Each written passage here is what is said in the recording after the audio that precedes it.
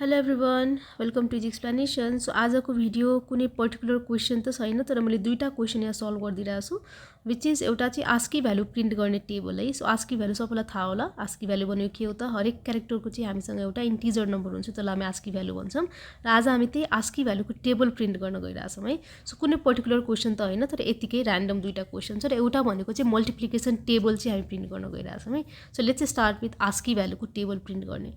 So यहाँ चाहिँ मैले एउटा के गरे त एउटा भेरिएबल मैले लिए आई, अब यो क्यापिटल हुन्छ होला हैन, इन्ट आई. त्यसपछि हामी लिन्छौं एउटा loop for I equals to 0 I less than 255 and I plus plus. Okay, so this is, अब यसको हामी के स्टार्ट गर्नु पर्यो, लूप स्टार्ट गर्नु पर्यो. सो लूप भित्र गएर म के गर्छु त प्रिन्टएफ गर्छु अनि यहाँ चाहिँ के राख्छु भन्दाखेरि percentage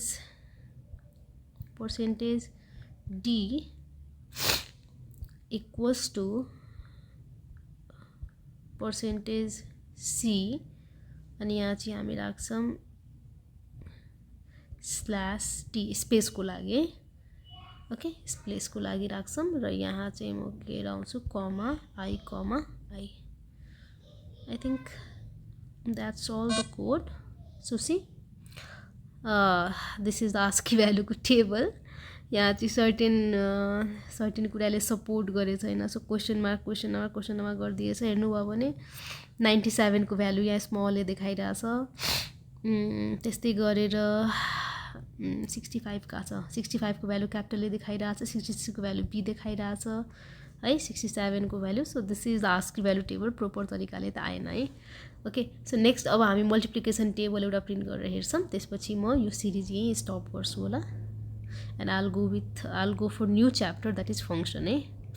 so multiplication table print गर्नको लागि हामी नेस्टेड लूप युज गर्छौं है. सो नेस्टेड लूप मैले तपाईलाई आई थिंक मल्टिप्लिकेसन टेबल हामीले प्रिन्ट गरिसकेछौं.